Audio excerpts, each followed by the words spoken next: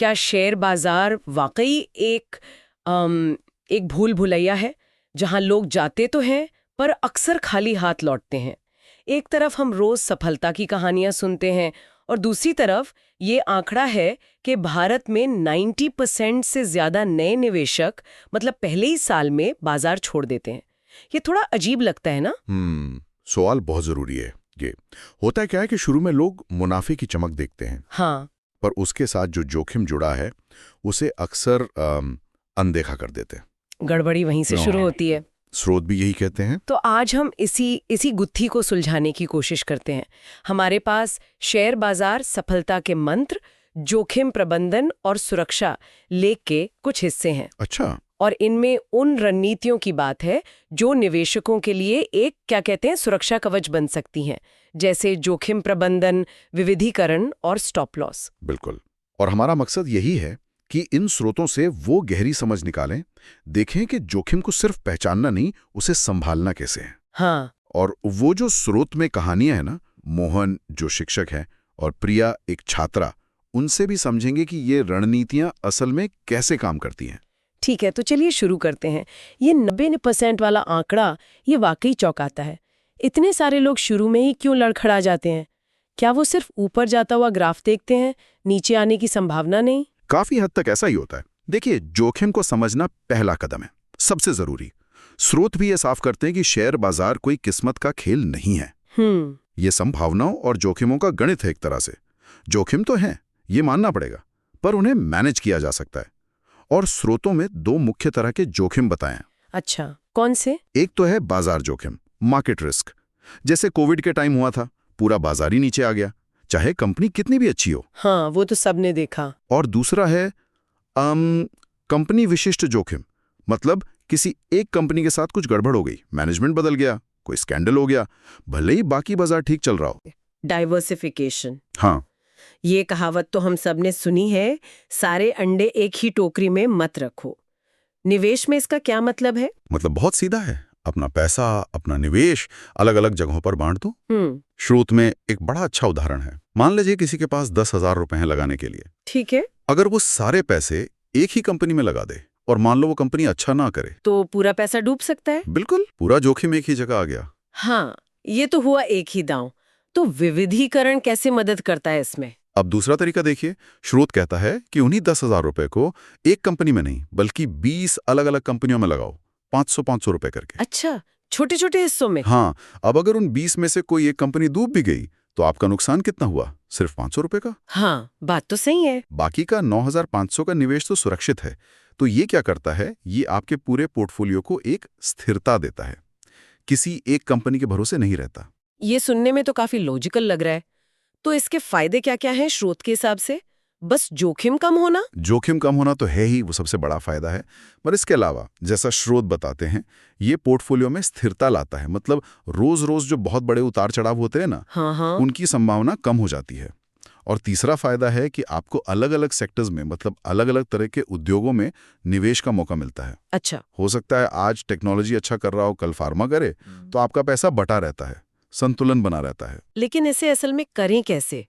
क्या बस 10-20 अलग अलग कंपनियों के शेयर खरीद लेना ही काफी है या इसमें कुछ और भी है? नहीं, सिर्फ कंपनियों की गिनती बढ़ाना शायद काफी ना हो।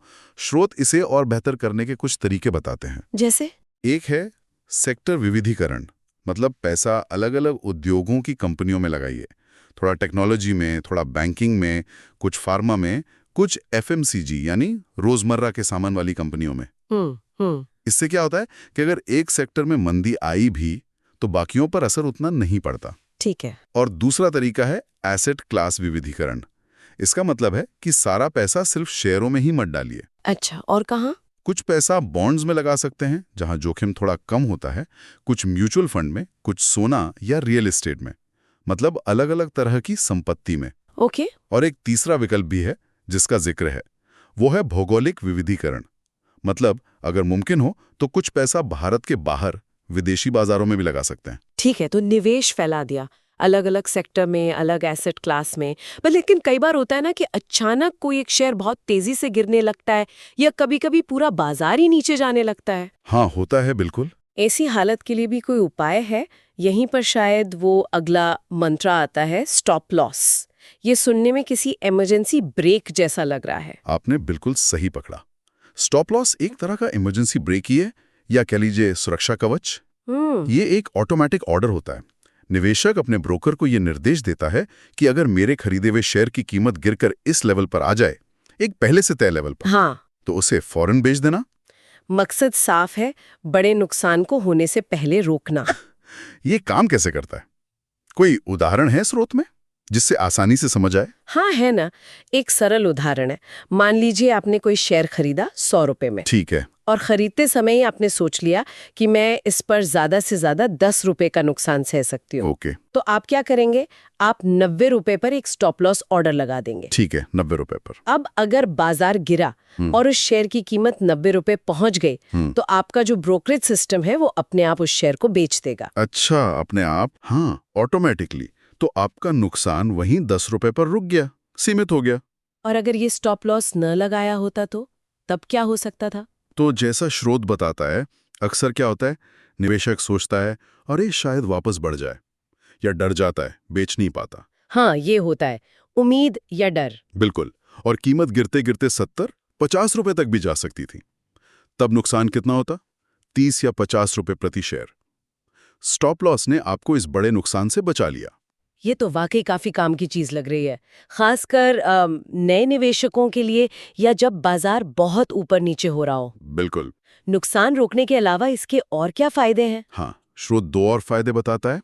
एक तो ये कि ये आपको भावनात्मक फैसलों से बचाता है। मतलब डर और लालच से? हाँ, गिरते बाजार में डर हावी होता, बढ़ते में लालच। स्टॉप लॉस में फैसला तो आपने पहले ही ठंडे दिमाग से ले लिया था, तो भावनाएं बीच में नहीं आती। दूसरा फायदा है इसका ऑटोमेटिक होना। ऑर्डर लगा दिया, फिर आपको बार बार स्क्रीन देखने की जरूरत नहीं। कीमत वहां पहुंची तो सिस्टम बेच देगा। ये एक मानसिक शांति देता है। इसे सेट करने का सही तरीका क्या है? मतलब कहीं ऐसा तो नहीं कि जरा सा शेयर हिला और बिक गया, या इतना नीचे लगाया कि कोई फायदा ही नहीं हुआ? बहुत अच्छा सवाल है ये। स्रोत इसके लिए एक तरीका बताता है। पहला कदम, अपनी जोखिम सहने की क्षमता तय करें।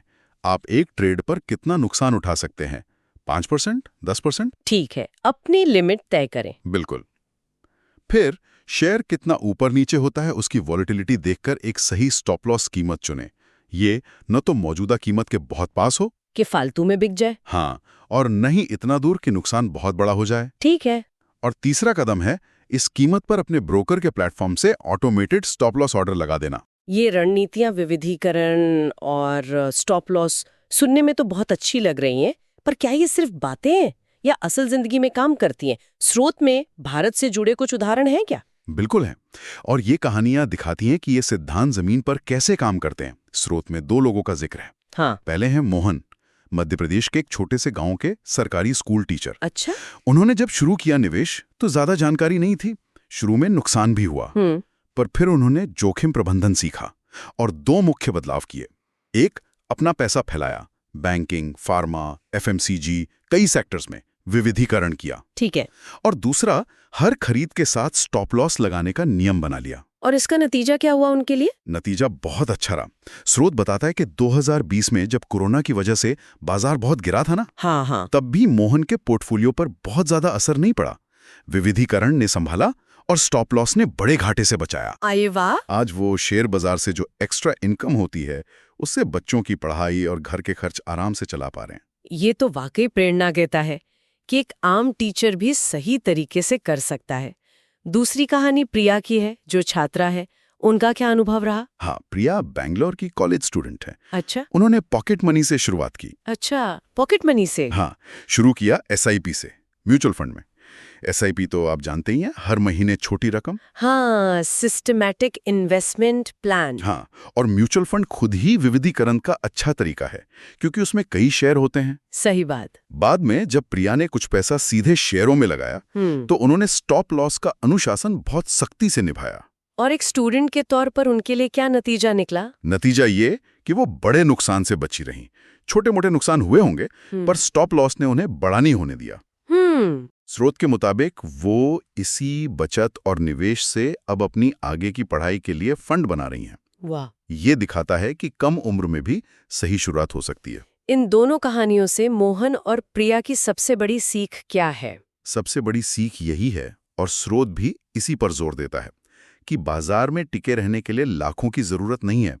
जरूरत है सही ज्ञान की, सही रणनीति की, और सबसे बढ़कर अनुशासन की। अनुशासन। मोहन टीचर है, प्रिया स्टूडेंट। उनकी आय सीमित हो सकती है, पर विविधीकरण और स्टॉप लॉस जैसे टूल इस्तेमाल करके और अनुशासन से उन्होंने जोखिम को काबू में रखा। तो अगर कोई ये चर्चा सुन रहा है और इन रणनीतियों को अपनाना चाहता है, तो शुरुआत कैसे करे? क्या स्रोत में कुछ स्टेप्स बताए गए हैं? हाँ, स्रोत ने इसे काफी सरल रखा है। 5 कदम बताए हैं। अच्छा। क्या है वो? पहला, ज्ञान प्राप्त करें। पहले समझें कि ये रणनीतियां हैं क्या। विविधीकरण, स्टॉप लॉस, ये काम कैसे करते हैं, जैसे इस चर्चा से। ठीक है, पहले सीखें। दूसरा, अपनी जोखिम क्षमता पहचानें। ईमानदारी से सोचें कि कितना नुकसान आप आराम से सह सकते हैं, जिससे आपकी नींद ना उड़े। ये जरूरी है। तीसरा, विविधीकरण की योजना बनाएं।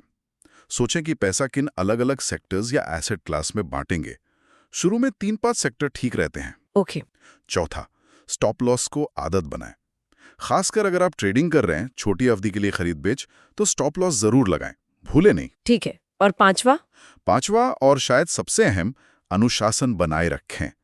बाजार ऊपर जाए नीचे जाए, डर लगे लालच आए, अपनी बनाई रणनीति पर टिके रहें, बार बार बदले नहीं। तो कुल मिलाकर बात ये निकलती है कि शेयर बाजार में जोखिम तो है, ये कोई गारंटी वाली स्कीम नहीं है। बिल्कुल नहीं। लेकिन ये कोई ऐसा अंधा कुआं भी नहीं है जहां पैसा सिर्फ डूबता है। विविधीकरण, स्टॉप लॉस, ये औजार हैं निवेशकों के हाथ में। हाँ, सुरक्षा कवच की तरह। बिल्कुल, ये जोखिम को संभालने में मदद करते हैं। और मोहन और प्रिया की कहानियां दिखाती हैं कि अगर अनुशासन हो तो आम निवेशक भी टिक सकता है, सफल हो सकता है। यहाँ एक और बात है जो स्रोत ने कही है, और मुझे वो बहुत दिलचस्प लगी, कि शेयर बाजार में शायद पैसा बनाने से ज्यादा जरूरी है पैसे को बचाना सीखना। पूंजी बचाना। हाँ, जोखिम प्रबंधन, रिस्क मैनेजमेंट, यही असली मंत्र है। ये विविधीकरण और स्टॉप लॉस सिर्फ बाजार की गिरावट से नहीं बचाते, ये धीरे धीरे आप में एक वित्तीय अनुशासन लाते हैं। अच्छा। और ये अनुशासन फिर सिर्फ निवेश में नहीं, जिंदगी के बाकी पैसों के फैसलों में भी काम आता है। ये बात तो गांठ मानने वाली है। पूंजी बचाना पूंजी बनाने जितना ही जरूरी है। निश्चित रूप से। स्रोत हमें सिखाते हैं कि जोखिम मैनेज करना कितना जरूरी है। पर यह सोचते हुए एक और सवाल आता है मन में, अगर जोखिम प्रबंधन इतना जरूरी है तो क्या निवेश की दुनिया में कोई भी जोखिम न लेना? मतलब सारा पैसा बैंक में रखना या बहुत ही सुरक्षित पर कम रिटर्न वाली जगह पर रखना, क्या ये अपने आप में एक अलग तरह का जोखिम नहीं है?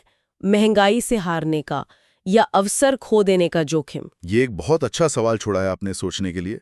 क्या कोई भी जोखिम ना लेना ही सबसे बड़ा जोखिम है? इस पर वाकई सोचने की जरूरत है।